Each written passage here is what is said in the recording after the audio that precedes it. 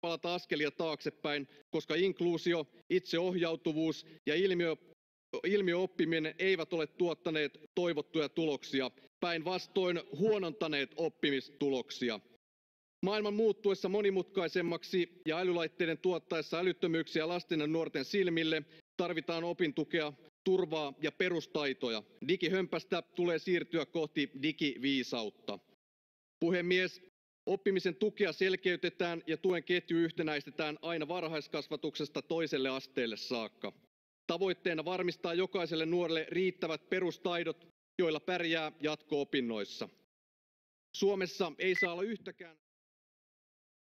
Kiitoksia. Edustaja Merinen.